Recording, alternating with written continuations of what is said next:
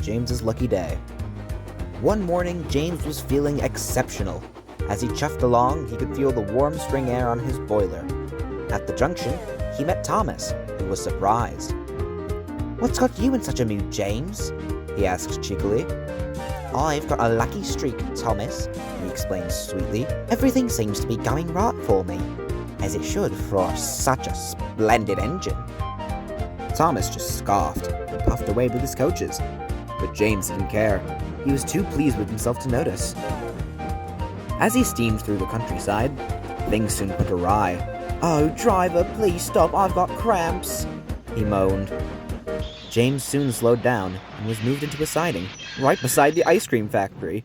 James was speechless. "Pah! Slippery sidings for sticky trucks. What would the others say if they found me here?" He soon found out. Thomas came steaming in, pulling a train of milk tankers. James was surprised. "Thomas, but what about your passengers?" "I had forgotten it was Rosie's turn," he smiled simply, "and I had to take these tankers. Now, what are you doing here?" James glanced away meekly. Boiler issues, he murmured. Before Thomas could continue his teasing, there was a rumbling.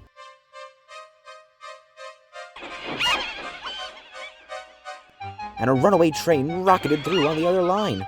James grinned. "Seems that my boiler issues were luckier than I thought," he said, as a splash, a splinter, and the groans of hurt trucks were heard in the distance.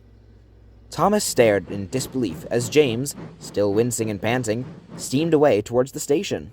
Later, James was making his way down the main line with his coaches. He climbed over Gordon's Hill when suddenly it happened. "Brakes, please," said James, who had been waiting for some time. "I'm trying, but it won't budge," came the reply. James was horrified. "A runaway with passengers! Oh, glory!" he yelped as he roared down the hill. No matter what he did, his brakes were stuck, and luckily, the main line was clear ahead. As he came towards Marin, he realized he was slowing down. At the platform, Edward stared in disbelief as James, who coasted gently into the station, stopped right at the platform. "Well, would you look at that?" he grinned smugly. "Right at the platform. Seems my lucky streak hasn't run out." Edward had heard it before. He collected his passengers and left.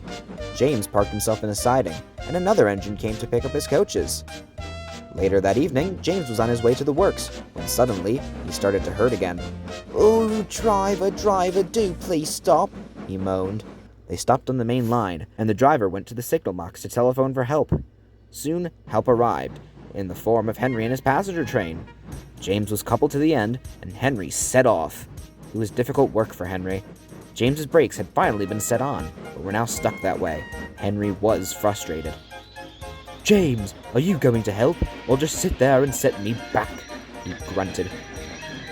James just frowned as he dragged the train behind. Finally, they reached the workstation. Henry was panting and red in the face. A boy and his father were on the platform. "Father, why are there two engines here?" he asked. "Well, son," said the man, "it seems that Henry was having some trouble, and James gave him a hand."